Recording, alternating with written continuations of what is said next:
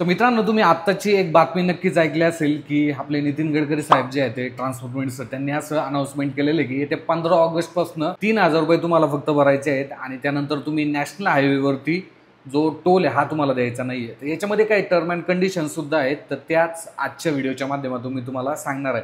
आता भरपूर वेळा असं होतं की आपण टोलवरती जातो, मग तिथे टोल पे करतो, आपण वेगवेगळ्या कंपनी बँकांचे जे फास्टॅग आहेत ते घेतो.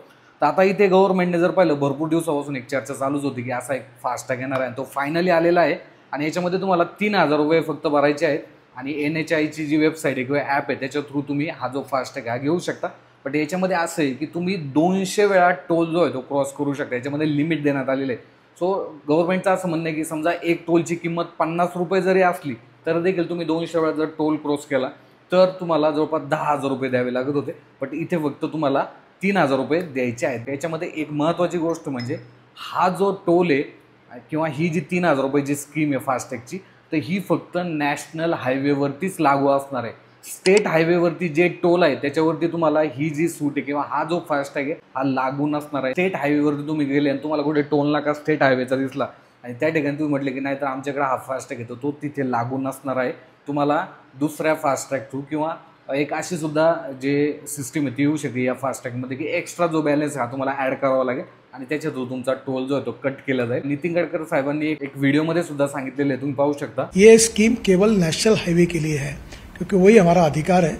बाकी रोड जो स्टेट के होते हैं उसके ऊपर ये लागू होने का प्रश्न ही नहीं होता. आणि गव्हर्नमेंटचं असं देखील म्हणणं आहे की आम्हाला जो आहे तो जो वेळ आहे तो लोकांचा वाचवायचा आहे आणि लोकांचे पैसे देखील वाचवायचे आहे. तो माझ्या मते ज्यांचं रनिंग खूप जास्त आहे, नॅशनल हायवेवरती जे लोक जास्त प्रवास करतात, तर त्यांच्यासाठी हा नक्कीच चांगला आहे. बट माझं एक तुम्हाला सजेशन राहील की तुम्ही तुमच्याकडे जर कार असेल आणि तुम्ही फास्टॅग जर वापरत असाल तर मागच्या वर्षामध्ये तुम्ही किती अमाऊंट जे आहे ते फास्टॅगमध्ये टाकलेली आहे तुमच्या बँकेच्या ॲपमध्ये किंवा फास्टॅगच्या ॲपमध्ये येऊन जाईल. सो ती एकदा कॅल्क्युलेट करा.